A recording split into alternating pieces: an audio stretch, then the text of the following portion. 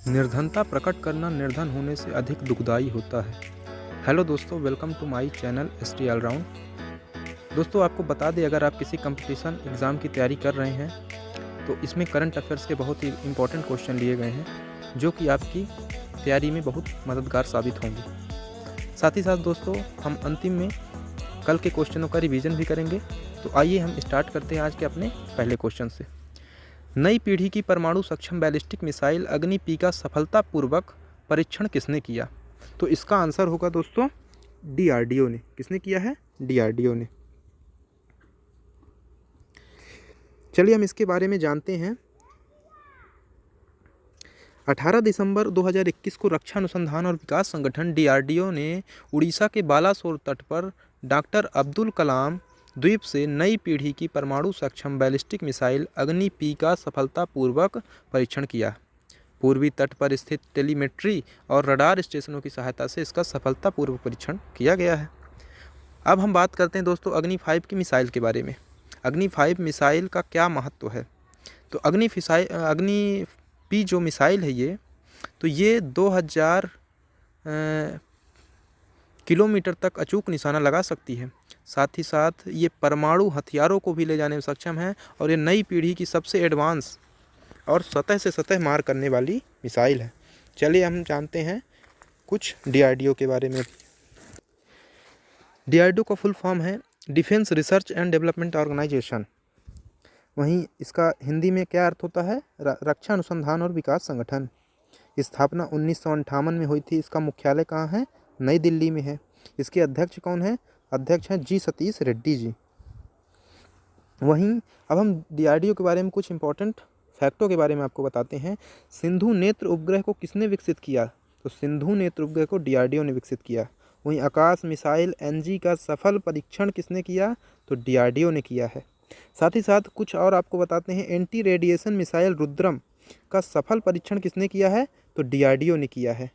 DRDO के और important बातों के बारे में जानते हैं। देश की पहली स्वदेशी मशीन पिस्तौल ASMI किसने बनाया? तो ये भी डीआरडीओ ने बनाया है। वहीं स्वदेशी हाई स्पीड ड्रोन अभ्यास का भी सफल परीक्षण किसने किया? तो डीआरडीओ।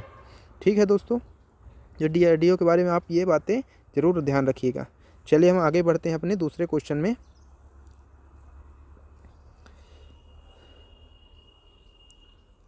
दूसरा क्वेश्चन में बढ़ने से पहले प्लीज़ दोस्तों आप हमारे चैनल को लाइक, शेयर और सब्सक्राइब जरूर कर दीजिए। साथ ही साथ बेल आइकन प्रेस कर दीजिए जिससे आने वाली वीडियो का नोटिफिकेशन भी आपको मिल जाए। अब दूसरा क्वेश्चन है दोस्तों, लोक रंग उत्सव का आयोजन कहाँ हुआ?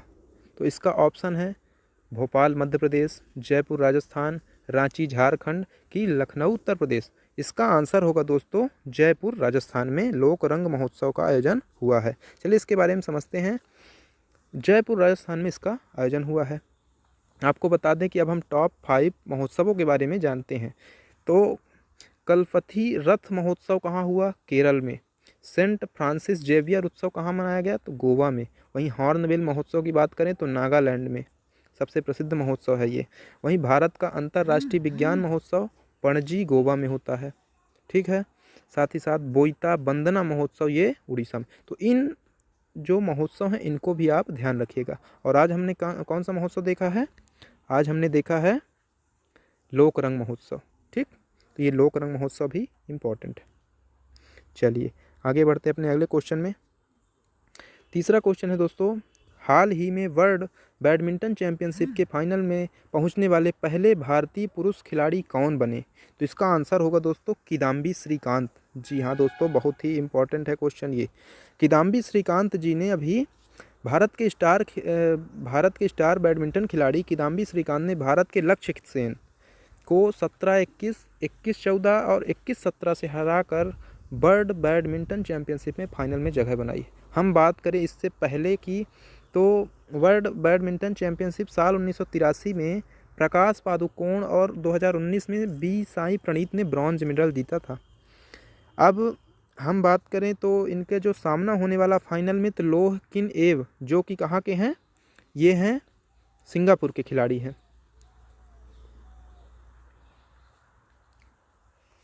ठीक है। चलिए अब हम चौथे क्वेश्चन में चलते हैं। चौथा क्वेश्चन है, software technology company software company technology है पॉक्स ऑफ इंडिया के नए महानिदेशक कौन बने हैं? तो इसके बने हैं अरविंद कुमार जी। ठीक है, चलिए इसके बारे में जानते हैं डिटेल से।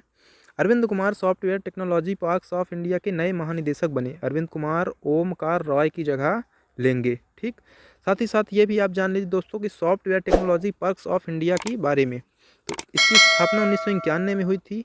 मुख्यालय नई दिल्ली है। वहीं महानिदेशक कौन है? तो अरविंद कुमार, जो अभी बनाए गए हैं ओमकार रॉय की जगह में। अब हम समझते हैं कुछ प्रमुख नियुक्तियां जो हुई है वर्तमान में हाल ही में, उनके बारे में। तो केंद्रीय अप्रत्यक्ष कर एवं सीमा शुल्क बोर्ड CBIC के अध्यक्ष कौन बनाए गए थे? विवेक जौहरी जी को।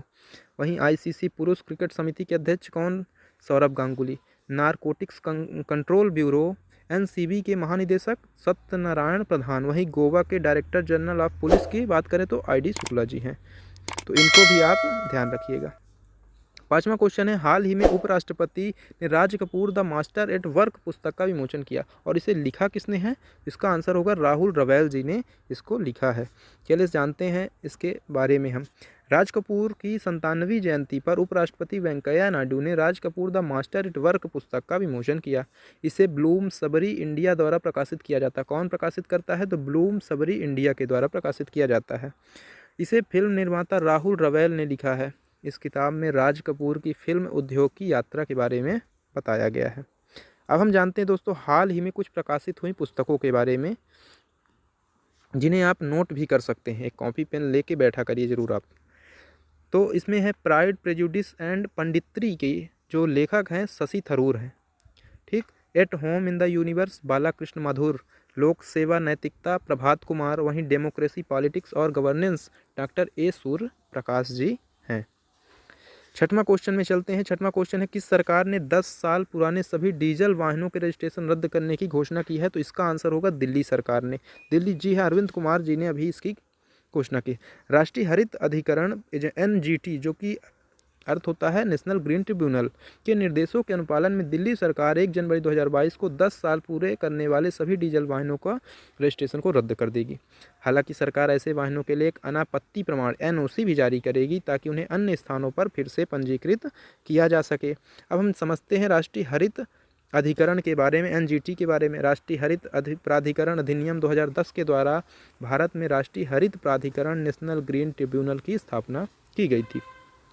स्थापना की बात करें तो 18 अक्टूबर 2010 को इसकी स्थापना हुई थी। अगर हम आप इसे सरल भाषा में समझें तो भाषा में तो इसे पर्यावरण के अदालत भी कहा जा सकता है और इसे हाई कोर्ट के समान शक्तियां प्राप्त होती है। NGT का उद्देश्य पर्यावरण के मामलों में तेज गति से निपटारा करना, जिससे उच्च न्यायालयों के मुकदमों के भार को कम करने में मदद मिलेगी। ठीक, चलिए अगले क्वेश्चन में बढ़ते हैं। सातवां क्वेश्चन है, हाल ही में आयोजित 32वीं राज्य स्तरीय कैनोइंग प्रतियोगिता में मध्य प्रदेश ने कुल कितने पदक जीते हैं? तो आंसर होगा 14 पदक इसने जीते हैं मध्य प्रदेश ने। वहीं हम बात करें क्वेश्चन के बारे में तो 32वीं राज्य स्तरीय कैनोइंग प्रतियोगिता में मध्य प्रदेश में 11 स्वर्ण, 2 रजत, 1 कांस्य पदक सहित कुल 14 पदक के साथ शीर्ष पर रहा मध्य प्रदेश। आपको बता दें कि मध्य प्रदेश के काइकिंग और कैनोइंग संघ के तत्वाधान में आयोजित हो रही इस प्रतियोगिता में 5000, 1000, 500 और 200 मीटर की स्पर्धा में ये आयोजित हो रही थी। मध्य प्रदेश के अकादमी के अलावा खिलाड़ियों के अलावा भी अन्य क्लबों के जो संगठन के खिलाड़ी हैं उन्होंने भी अपना सर्वश्रेष्ठ प्रदर्शन किया है। चलिए अगले क्वेश्चन में बढ़ते हैं। 8वां क्वेश्चन है, 20 से 22 दिसंबर तक विक्रम उत्सव का आयोजन कहाँ किया जाएगा? इसका आंसर होगा 20 से 22 दिसंबर तक 3 दिवसीय आयोजन होगा भोपाल, अपनी राष्ट्रीय मध्य प्रदेश की राजधानी भोपाल में होगा। इसके बारे में जानते हैं दोस्तों। सम्राट विक्रमादित्य की शौर्य गाथा और उनके द्वारा शुरू किए विक्रम संवत के बारे में मध्य प्रदेश शासन देश भर में अलख जगाएगा। देश भर में विक्रम उत्सव का आयोजन किया जाएगा। इसकी शुरुआत होगी भोपाल से, फिर भोपाल के बाद बनारस, आगरा आदि जगह इसे पुणे में भी किया जाएगा। इसका उत्सव का आयोजन भोपाल के जनजाति संग्रहालय में 3 दिवसीय 20 से 22 दिसंबर तक ये आयोजित होगी। वहीं आपको बता दें कि महाराजा विक्रमादित्य शोध पीठ उज्जैन में इसका आयोजन करेगी। संस्थान के निदेशक कौन हैं? तो संस्थान के निदेशक श्री राम तिवारी जी हैं। जी, उनके अनुसार विक्रम उत्सव की शुरुआत कहाँ से हुई थी? उज्जैन से की गई थी। विक्रमादित्य की शौर्य गाथाओं को लोक नृत्यों के माध्यम से और लोक कलाओं के माध्यम से लोगों के बीच जोड़ा जाएगा। तो अब चलिए हम अपने अगले क्वेश्चन बढ़ते हैं। जो 9वां क्वेश्चन है, मध्य प्रदेश शासन के द्वारा आयुष विभाग के माध्यम से वैद्य आपके द्वार योजना के अंतर्गत किस ऐप को लॉन्च किया गया? तो इसका आंसर होगा आयुष केयर ऐप को। आयुष को वहीं वायुदूत ऐप की बात करें तो ये वृक्षारोपण से संबंधित है, और टॉप पेरेंट ऐप की बात करें तो किससे है? ये घरों में ऑनलाइन क्लासेस से है। और आयुष क्योर किससे है? वैद्य आपके द्वार योजना से संबंधित है। चलिए इसके बारे में समझते हैं दोस्तों। राज्य शासन के द्वारा आयुष विभाग के माध्यम से वैद्य आपके द्वार योजना के अंतर्गत वीडियो कॉन्फ्रेंसिंग के माध्यम से कोरोना की तीसरी लहर को रोकने के लिए अग्रिम तैयारी की जा रही। इस योजना के अंतर्गत घर बैठे आयुष चिकित्सा विशेषज्ञ से आयुष क्योर ऐप के द्वारा लाइव वीडियो कॉल से निःशुल्क चिकित्सा परामर्श लिया जा सकेगा, जिसमें आयुष के तीनों विधाओं आयुर्वेदी, होम्योपैथी और यूनानी से लाभ लिया जा सकता है। जो रोगी चिकित्सालय में नहीं पहुंच पाते उनके लिए बहुत ही अच्छी सुविधा होगी। साथ ही साथ आयुष जो स्वास्थ्य सुविधाओं को आसानी से दूर दराज में रहने वाले लोगों तक पहुंचाने के लिए यह सुविधा कोरोना संकट काल में वरदान भी साबित होगी। 10वां क्वेश्चन है दोस्तों, हाल ही में संसद में सरोगेसी विनियमन विधेयक 2019 कब पारित किया गया? तो इसका आंसर होगा दोस्तों 17 दिसंबर के दिन इसको पारित किया गया। चलिए समझते हैं इस विधेयक के बारे में। संसद में 17 दिसंबर को सरोगेसी विनियमन विधेयक 2019 पारित किया गया। विधेयक में राष्ट्रीय सरोगेसी बोर्ड और राज्य सरोगेसी बोर्ड के गठन का प्रावधान किया गया है। विधेयक के अनुसार केवल ऐसे भारतीय जोड़े जिनकी कानूनी रूप से कम 5 साल शादी को पूरे हो चुके हैं वो सरोगेसी का विकल्प चुन सकते हैं। सरोगेसी प्रक्रिया के तहत पैदा हुए बच्चों को इच्छुक दंपत्ति के ऑर्गेनिक संतान माना जाएगा। और इसके बारे में जानते हैं सरोगेसी विनियमन विधेयक 2019 के महत्वपूर्ण तथ्यों के बारे में। तो नया कानून कमर्शियल सरोगेसी को बैन करता है लेकिन ये 23 से 50 वर्ष के बीच जो बांझ भारतीय विवाहित जोड़े हैं उनके लिए नैतिक परोपकारी सरोगेसी की अनुमति देता है। सरोगेसी विनियमन विधेयक को पहली बार तत्कालीन स्वास्थ्य और परिवार कल्याण मंत्री डॉक्टर हर्षवर्धन ने 15 जुलाई 2019 को लोकसभा में पेश किया था। वहीं सरोगेसी विनिमय विधेयक 2019 में विधेयक के प्रावधानों के उल्लंघन के लिए कई प्रकार के अपराध और दंड भी बताए गए हैं। चलिए दोस्तों, अब हम कल के कुछ इम्पोर्टेंट क्वेश्चन का रिवीजन करते हैं। कल क्या था? हाल ही में टाइफून रॉय तूफान ने किस देश में तबाही मचाई? तो आंसर होगा फिलीपींस में। टाइम मैगजीन ने किसे एथलीट ऑफ द ईयर 2021 चुना है? तो आंसर सिमोन बाइल्स को। हाल ही में किस राज्य ने अपने राज्य गीत के रूप में तमिल थाई वजथू को घोषित किया? तो तमिलनाडु को। साथ ही साथ global entrepreneur of the year का अवार्ड किसे दिया गया है? तो कुमार मंगलम बिरला को। केंद्र सरकार के अनुसार 2021 से 23 के दौरान इसरो ने 4 देशों के उपग्रह लॉन्च करने के लिए कितने समझौते पर हस्ताक्षर किए? तो 6 समझौते पर हस्ताक्षर किया है। वहीं हाल ही में किस प्रदेश की सरकार ने खाद्य और कृषि संगठन तथा भारतीय कृषि अनुसंधान परिषद के साथ समझौता किया है? तो आंध्र प्रदेश सरकार ने। 7वां क्वेश्चन है, इंडिया टुडे समूह की ओर से India today state of the state conclave 2021 में most improved big state agriculture का पुरस्कार किस राज्य को मिला? तो मध्य प्रदेश राज्य को मिला है। वहीं हम बात करें आपके 9वां क्वेश्चन की, तो 9वां क्वेश्चन है, हाल ही में राष्ट्रीय स्तर पर आयोजित इंस्पायर अवार्ड में मध्य प्रदेश की किस बेटी ने पूरे प्रदेश में प्रथम स्थान हासिल किया? तो नवश्री ठाकुर ने हासिल किया है। साथ ही साथ 10वां क्वेश्चन है दोस्तों कि बुनियादी साक्षरता और संख्यात्मक सूचकांक 2021 में बड़े राज्यों की इस श्रेणी में कौन सा राज्य शीर्ष पर रहा है? तो ये रहा है पश्चिम बंगाल। ठीक है दोस्तों, तो धन्यवाद दोस्तों, आज के लिए इतना ही। प्लीज़ हमारे चैनल को लाइक, शेयर और सब्सक्राइब कीजिए तथा हमें कमेंट करके जरूर बताइए कि आपको वीडियो लेक्चर कैसा लगा।